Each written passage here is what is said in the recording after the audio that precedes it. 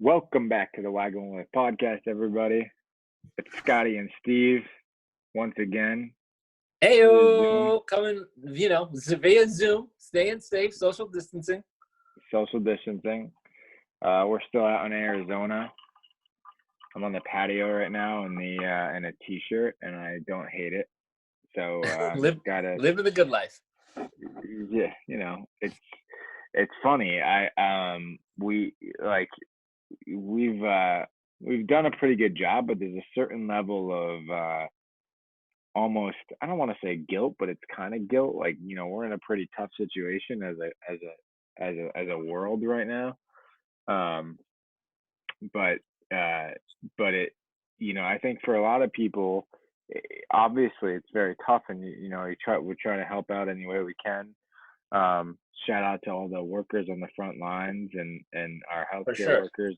My sister-in-law Melissa, who uh, is one of them. She's an ER doctor. You got heroes all over the place, and so we're thinking about everybody. But it's also like for a family like us, we're a young family with a 9-month old. Which, if you listen to this podcast, you know, because you can hear her a lot. But it's in some ways it's almost a blessing in to be able to, not almost, it is a blessing that I'm able to keep my job and work from home, and then also get to spend time with my daughter that I wouldn't Yeah. normally have done. So I think, like, you got to try to, when life gives you lemons, you got to try to make lemonade. We've just been trying to make a hell of a lot of lemonade. That's the best way I can say it right No, now. I think that was one of the smartest things you guys did. And obviously, I mean, I have no idea what it feels like to be a parent, would never pretend to. But I got to think that's one of the things that you're always weighing is like, when do I go back to work? How much Yeah. do I stay at home? How much am I away at the golf course? All of those things. And now you just to be able to basically spend every day with them in some capacity, obviously not Right. every minute, but I think is, like you said, a true blessing. So I'm really happy you guys got to do that. Yeah. Yeah, I appreciate it. We're in a good spot, and it's, if you've got some more space and we're able to just kind of spend some time together as a family. How's the new pad? How you doing, Scotty? The new pad is great. I'm essentially very blessed too myself, being paid to not work. Good. Our fundraiser at the club is still going strong, and so I'm just happy. I'm wearing the Wilshire hat. You see that? Look at that, people. There you go. Aren't you cool? Shout out to the Wilshire boys. There you go. But yeah, so we're doing okay. Just taking walks and eating a lot of takeout and doing a lot of wine nights. So Have you been things are eating a good. lot of But takeout? So you've been doing more takeout, less cooking, because we've been. So here's how I've gauged it. My exercise has stayed about the same. My golfing has stayed about the same. I've been able to play a few times, and we'll talk a little. I want to get into that a little bit about the social distancing in golf. We didn't talk about that pre-show, but sure. that's a topic of conversation out there right now. My alcohol intake has gone way up, way up. But I actually think I've lost a little bit of weight, because I've just been eating like somewhat healthier. And we do eat most of the time during the week from home, but we probably will get takeout once or twice a weeknight on weeknights, and then we're eating out on the weekends. And so Yeah. I think just kind of having the healthier ingredients, and it's slimming up the chest a little bit. There you go. Well, you got to get And that woman in that kitchen a little more. we got the mustache going. So if you haven't noticed that, if you're watching on the YouTube page, I did shave the beard, and the quarantine stash is strong, quite strong. Very, very Brooks like. Yeah, I haven't seen Brooks. You said that the other day, but I haven't seen him. I gotta look up some Tosh on that. But anyway, But Steve, we did get some big news in the world of golf, following the LPGA Tour and the PGA Tour. The PGA Tour announced that they're going to come back at the Charles Schwab in Colonial, which is in Fort Worth, starting June 11th. Our boy, Kenny Harms and Kevin Na are going to be defending. That's And right. I just want your initial, and then they release the rest of the schedule, which we can go through if you want. But I just kind of Yeah. want your gut reaction when you heard the news that they're going to come back on in the middle of June. Well, first of all, my gut reaction is excitement because it's something to look forward to, and I am a believer that, like I said, when the lemons come, you just gotta try to make lemonade, and so I think as a sports fan, I think all of us are fiending and wanting some good news to come out of the planning, the commissioners, the announcements from every sport, not just golf. That like some semblance of when we can resume and when we're going to return back to normalcy. And I think that like everyone's saying the right things, like Jay Monahan and PGA of America, the RNA. Everyone's saying like, look, we just got to take care of. We're going to listen to world health officials and state and local health officials and governments, and we're just going to do the best we can do and make the best judgments that we can make. I think golf is the unique opportunity because instead of 20 or 30,000 people packed into an arena, you've got people spread across hundreds of acres on a golf tournament. And so especially if you don't have fans in those places, I think that I saw an interview with someone from the tour that said like they think that they can put on a tournament with about 1,000 people on the premise, which still a lot of people. You're gonna have to test. You're gonna have to come up with some kind of strategy and how you're gonna sanitize and how you're gonna treat it. Like they're talking about maybe they do just two sums instead of three sums. I don't know how much that really helps, but I guess I'm getting into the weeds a little bit there. And I just think my initial reaction is that by mid-June, that was kind of the time that I thought, even a few weeks ago, that would probably be the earliest that we could resume sporting events, right? And I Yeah. do think that golf is probably best suited to be the first event to come back. I'm glad they've been planning for it. I'm glad they're able to try to announce it.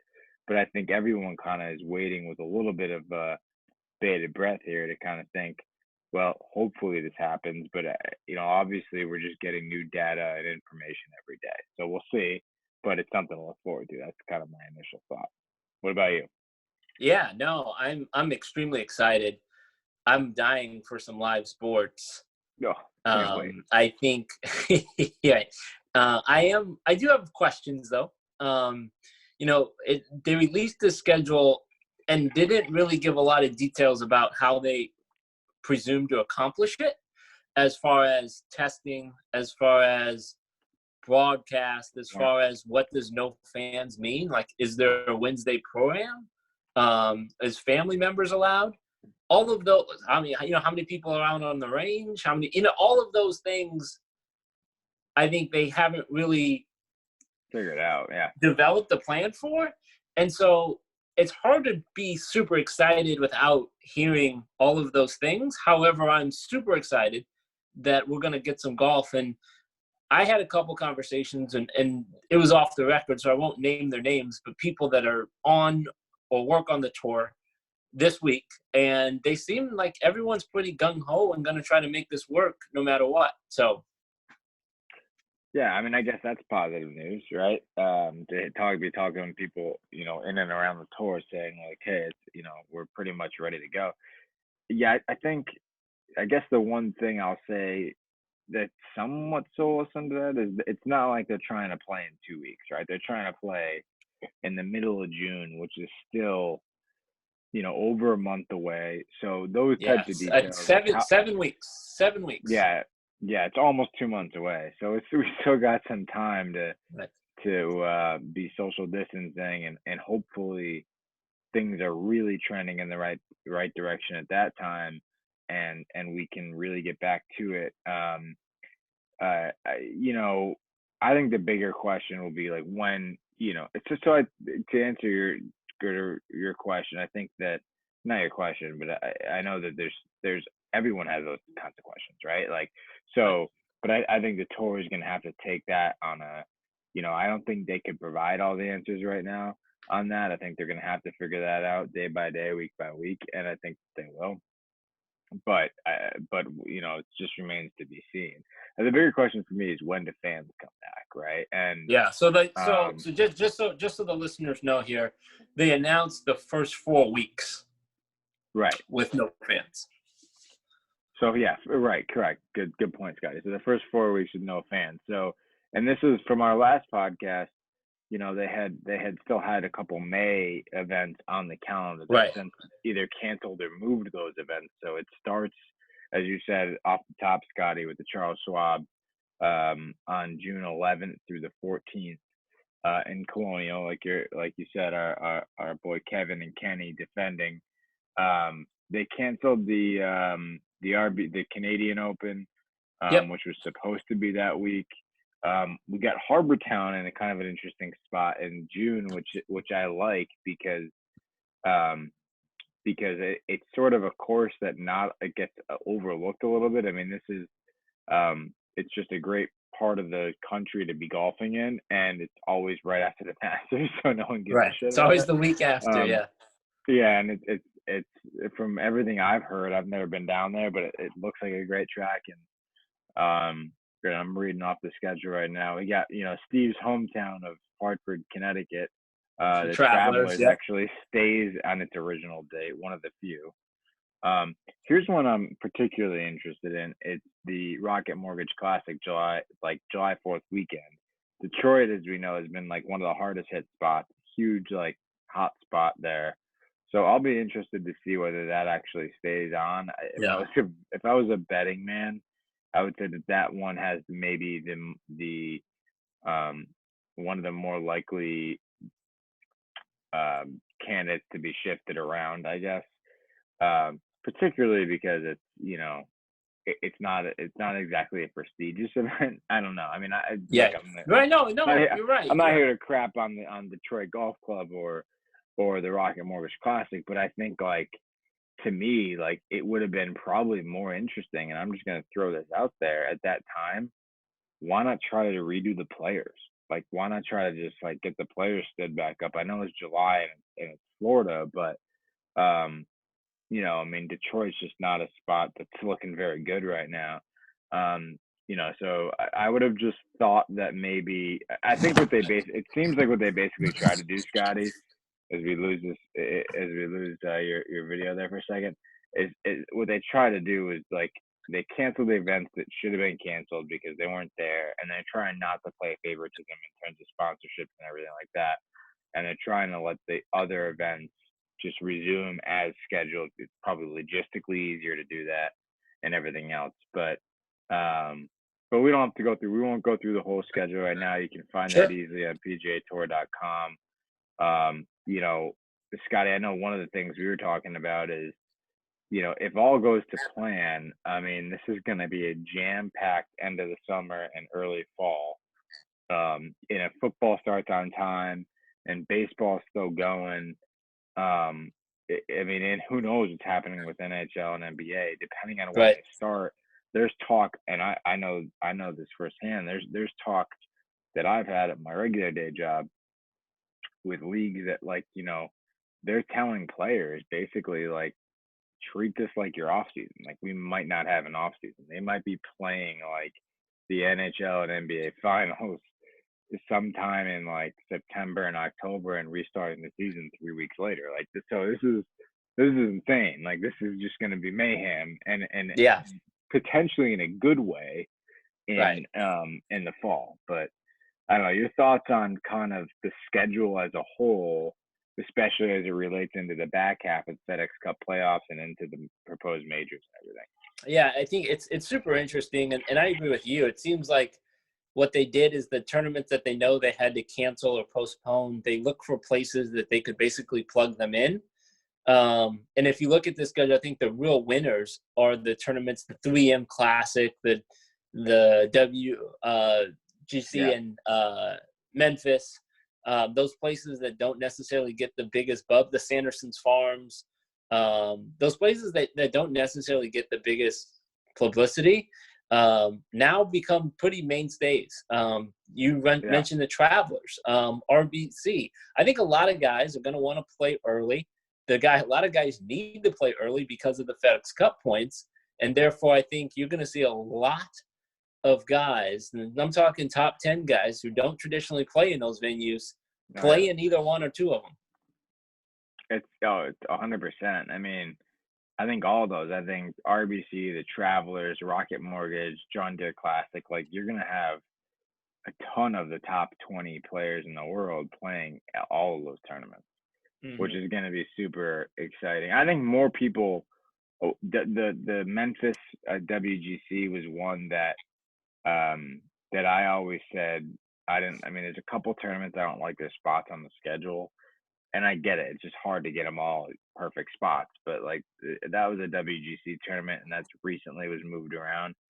And now I think you're going to see a ton of people play that where not a lot of people were. So that's like you said, I agree. It's a huge winner. I mean, I'm just hoping that we can get fans in the stadium or at the venues, potentially by maybe the tour championship. But I mean, I think that's probably optimistic. I think fall is the best, probably more optimistic, more realistic, I should say, chance that people will be back. And I'm even by then, we're gonna have like really strict testing, really strict guidelines, really strict, I don't, I mean, I think it's just going to be crazy. It's hard to imagine, but hopefully it happens. I think to your comment earlier, it's so hard, and it's so hard for us to predict. It's so hard for the tour to do anything because they don't know what the world looks like in 7 weeks, right? So who's going to need to be tested? Is testing actually going to be available? What happens if someone tests positive? Are you able to take that one or two people out and not have to cancel a whole tournament? Like, all of those questions have to be answered sometime in the next 7 weeks, and I don't expect them to be answered anytime soon.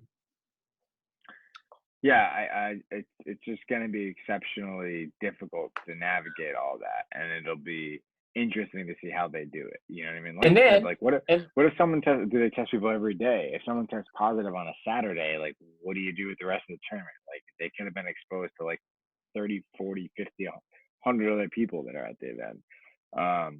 So and then here's the other thing too. Okay, granted you can get everybody to Fort Worth and play a tournament. 140 of those people now get on and travel to the RBC. Like you're still, you can limit this to no fans, you can limit this to no family members, but 150 players, let's say, 150 caddies, let's say, swing coaches, agents, like those people are going to find a way to be there. Yeah, broadcast like I said, someone, the guy, the head of the Seth, whoever is the head of the PGA of America, they estimated like 1,000 people per tournament, basically, and just in terms of rules officials, tour officials, PR people, swing. I mean, like, so even though a tournament might only have 150 people before the cut, you're still talking about 1,000 people to put on an event at the minimum. Not to mention like TV people.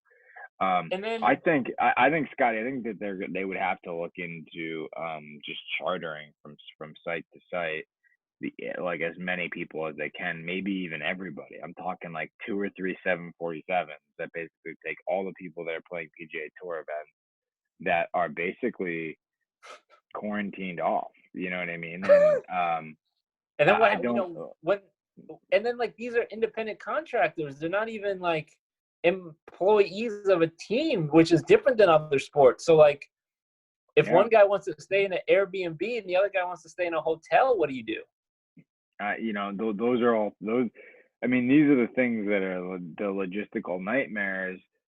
But I'll say this is that because in operations I've done this sort of for a living, not to this extent, not crisis management like this, but there's a way to make, when there's a will, there's a way, right? And so, yes, will people maybe need to take chartered flights? Yes. Will people all need to stay in 1 or 2 hotels and not be allowed to stay at Airbnb? Yes. But I guarantee you, if you told every player and every caddy, all these officials, here's the only way we think we can make it work where we're all going to play golf again. I would almost guarantee you that everybody signs up to do it. Sure, So I of think they course. can work out those rules and regulations. I think the bigger thing is the health officials, the testing, what Yeah, type of testing, how quick can you get results back, what are we trusting, right? And what do you do if someone tests positive? Like, can you just kick them out of the tournament and continue to play the tournament? Do you have to retest everybody? Are we retesting every day, mhm, or just at the start of the tournament? Some in some light, even though I know it's probably, you might just want to start at the start of the tournament. That way, you don't get caught in the middle. And basically, you say, like, if people are clean at the start of the tournament, we're just going to assume everybody's clean, even though you might not be. So everyone's going to maintain social distancing. Everyone's going to take all those steps. So in the rare case that someone's not, was asymptomatic or didn't, whatever, was not positive on Thursday or Wednesday, but is positive on a Friday, that at least everyone's staying, you know, practicing proper social distancing and all that. I mean, look, we could talk about these details all day. We're not going sure, to have all the answers. The tour right. doesn't have all the answers right now. Um, but I think the general point is, I think we both share this opinion that we're excited that they've announced the event. It's exciting to have something that they're working Yeah, towards, yeah. and that and It's I all think positive. yeah, I think logistically, like I said, if there's a will, there's a way. I think they're going to try to make it all happen because it's in the best financial interest and in the best human interest of I think everybody. By the time mid June rolls around, I think, whether you're a player, whether you're a fan, whether you're a tour official, you're just gonna want to be watching golf again. Yeah, So I'm TV excited. ratings are going to be good.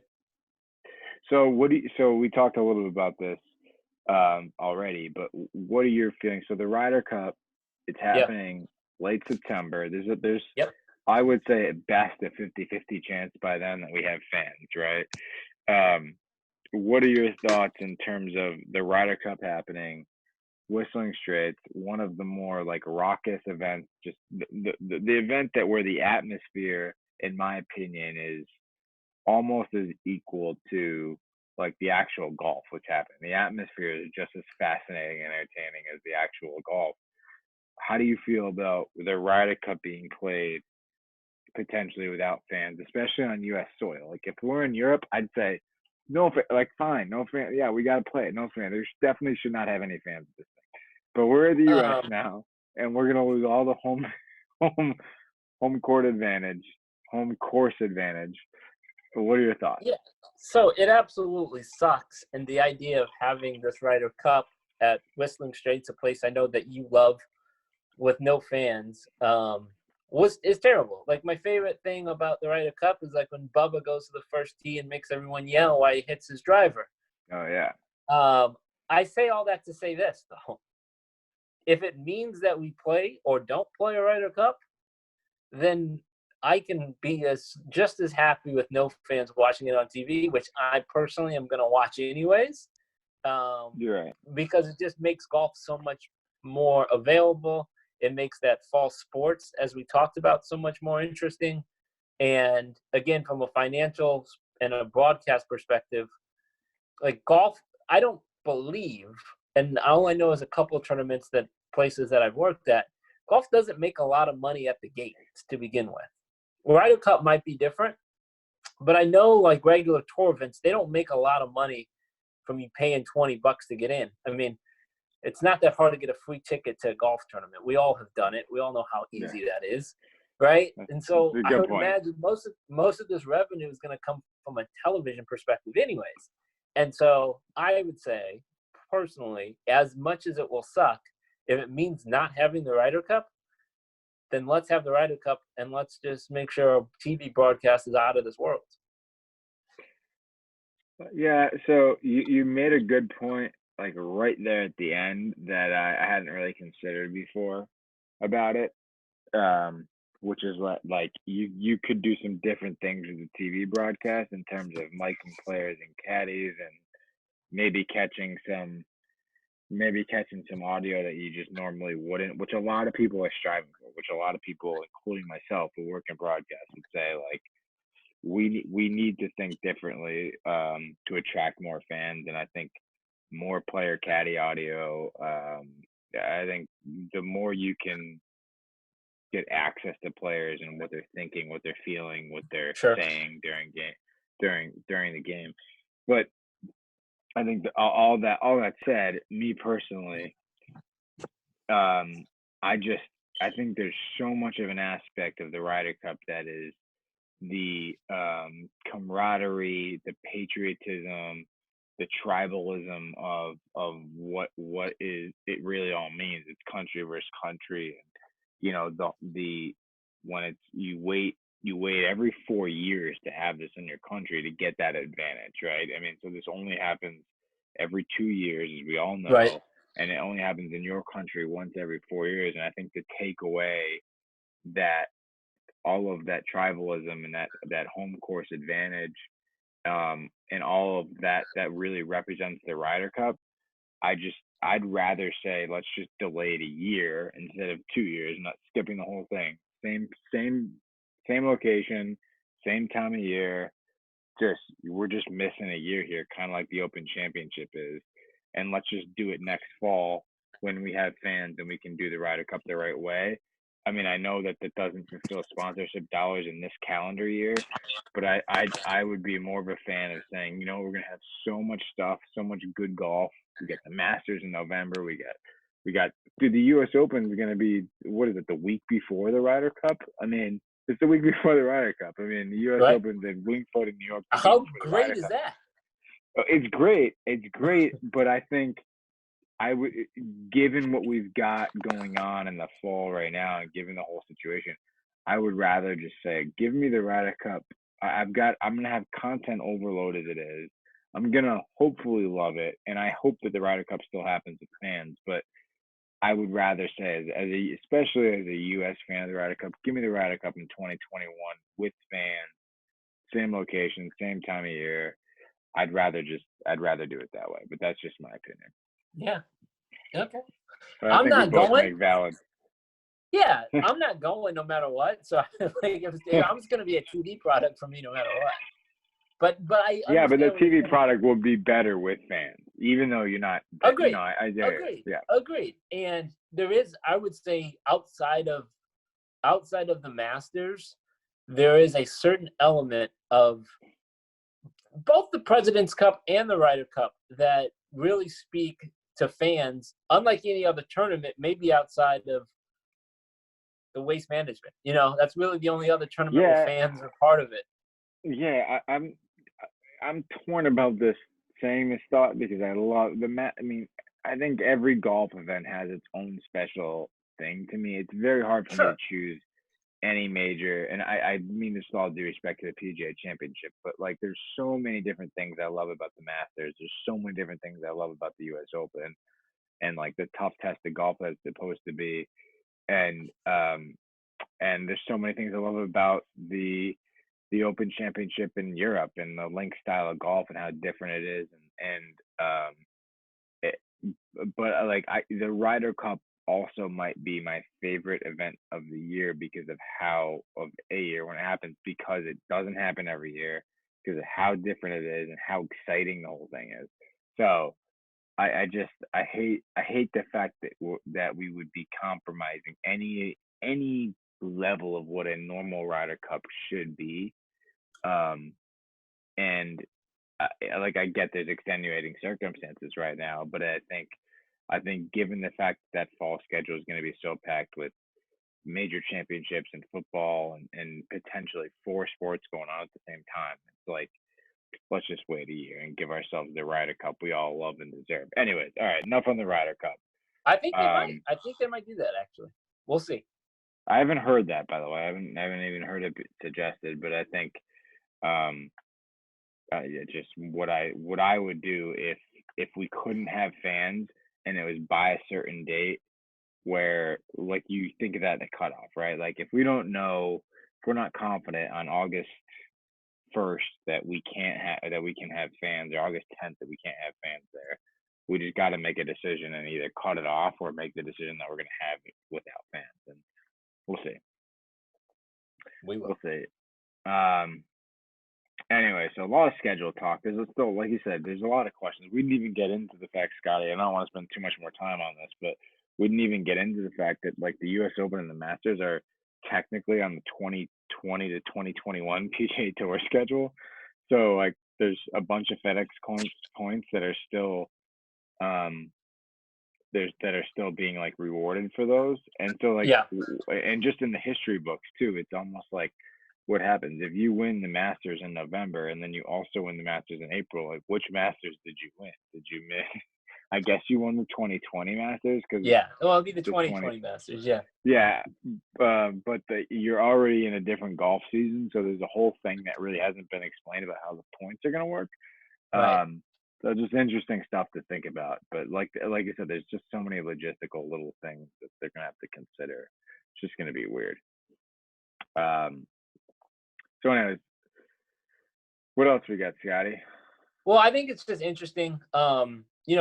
Before this all went down, we joked that he knew. I mean, I think it's interesting what a guy like Tiger Woods is going to do, right? I Yeah, think a guy that plays a super limited schedule to begin with. yeah, We know he's going to go to the Memorial, assuming that of that course. stays. But Yep. he's gonna have to play before that, and so you start looking at where he would play. I think there's a pretty good chance he might show up at the Charles Schwab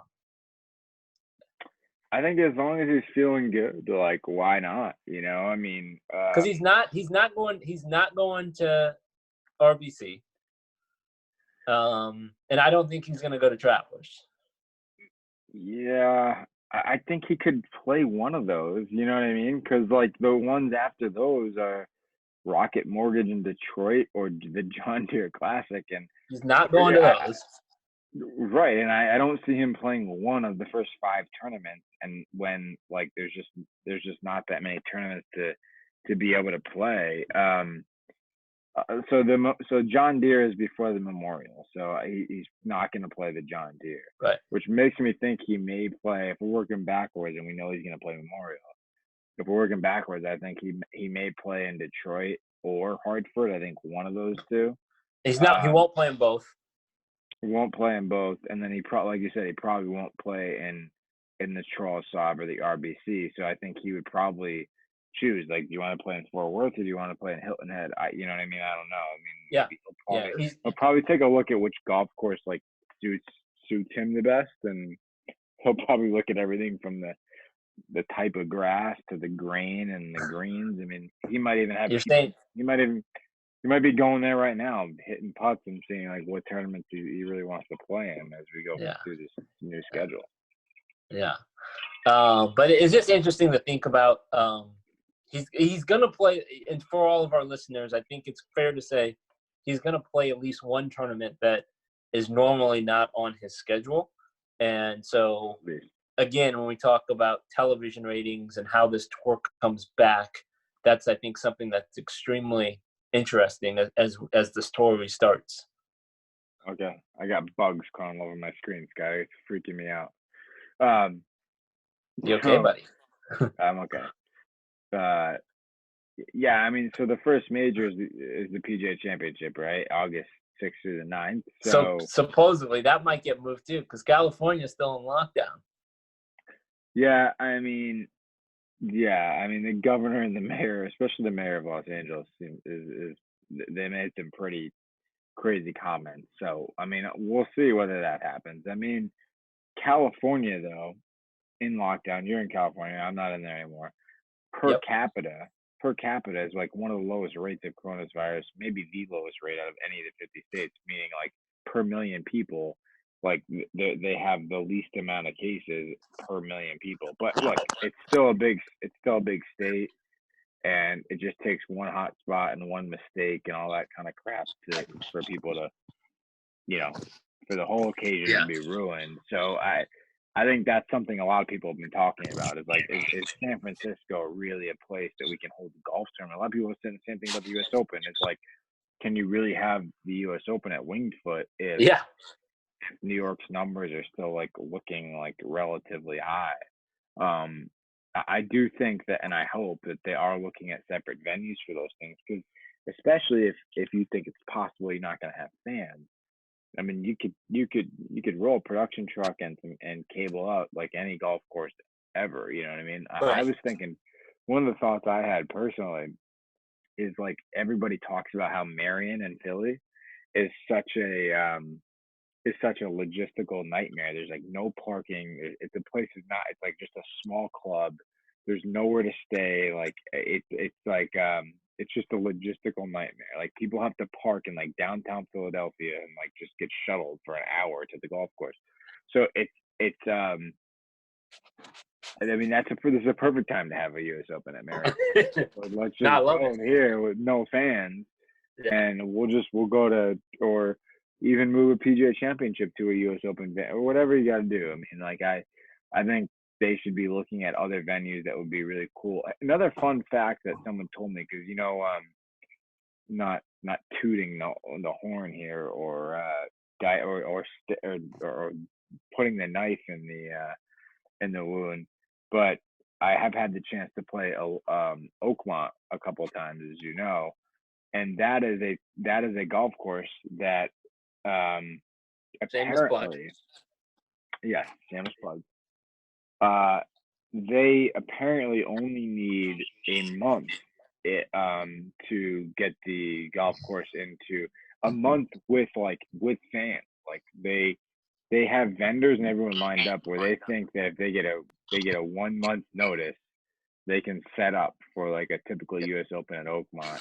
Um, the course drain like everything just sort of works out there where it's this big open space, you know, capacity. Like they've got everything worked out. So that's also just a really interesting spot. Like if they like they just said, hey, okay, the PGA Championship's canceled. They want to like have a July date to be like drop dead, and if that July date's drop dead, like they just go to Oakmont, play the PGA Championship there, and just move to Harding Park next. Who knows? But I Yeah, know that. I'm sure the USGA has given them that call to be ready. Yeah, exactly.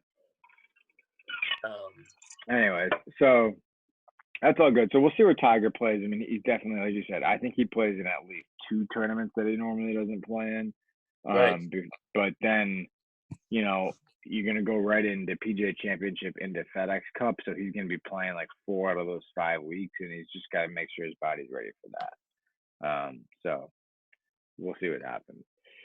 Other than that, man, we're living coronavirus life. We're just trying to make the best. Yeah, and you're playing golf. Yeah, I've been out to a couple courses in the TPC. area. TPC. I'm gonna roll that one again on Wednesday afternoon with our buddy Bobby. You know Bobby. We played over at For sure. his club out here that year at Fire Rock. Yes. So we're gonna go see him and play TPC Wednesday afternoon. May try to squeeze in 9 tomorrow, but we'll see how the work schedule goes. And then that's kind of it. We're out of here on Friday. I think we're driving to Ohio. So, Oh wait. yeah. What What's are you up with thinking? you?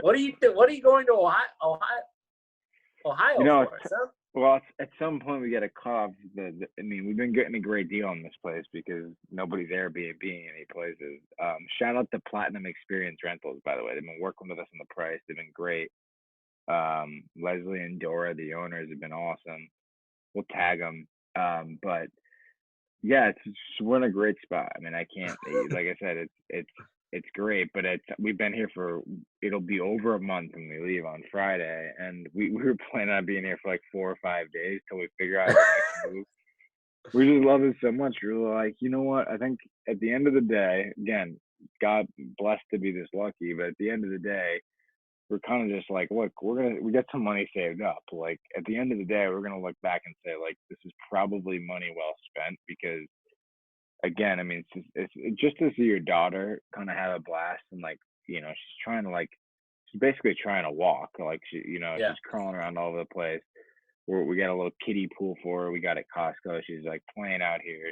She's loving it. And my wife's been working a little bit. I've been working a little bit. We've been able to um, social distance, but see a couple of close friends that have been in here and sit 6 feet away and have a beer or two. So and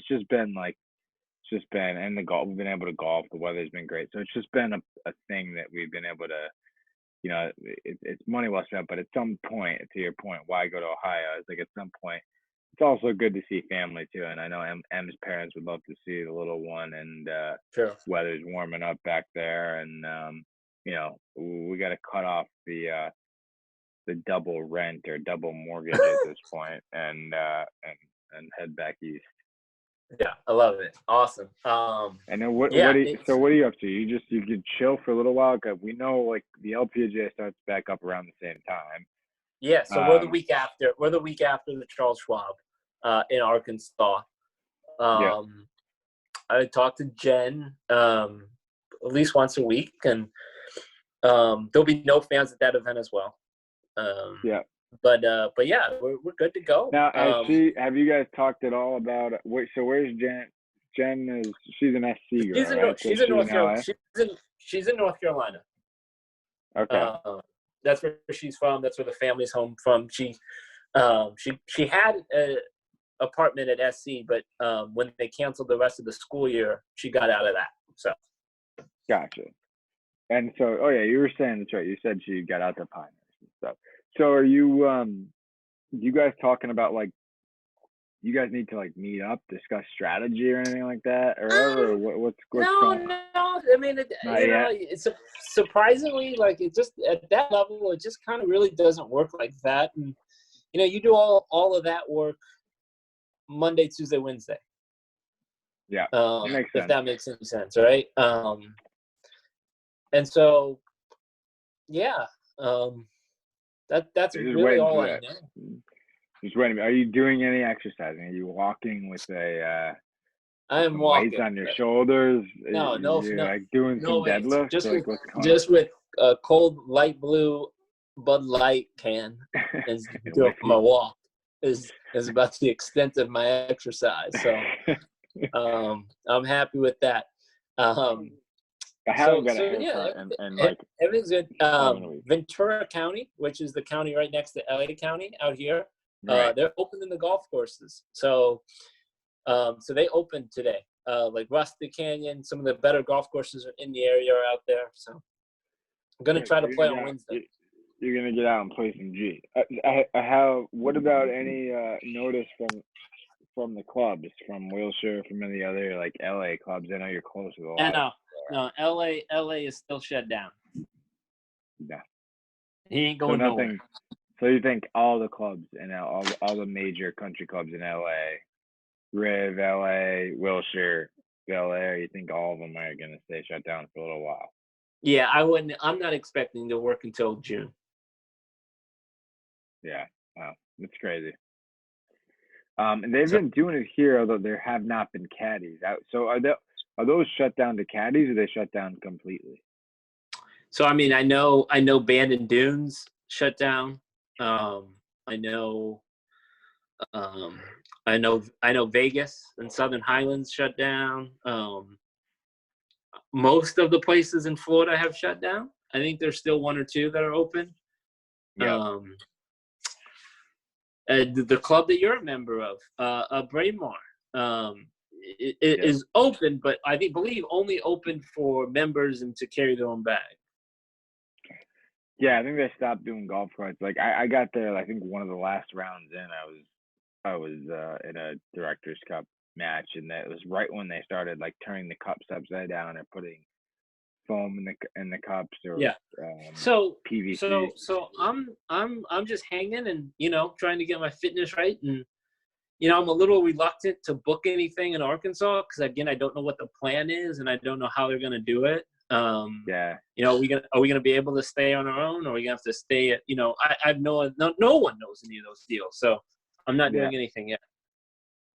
Yeah, that's probably a smart move.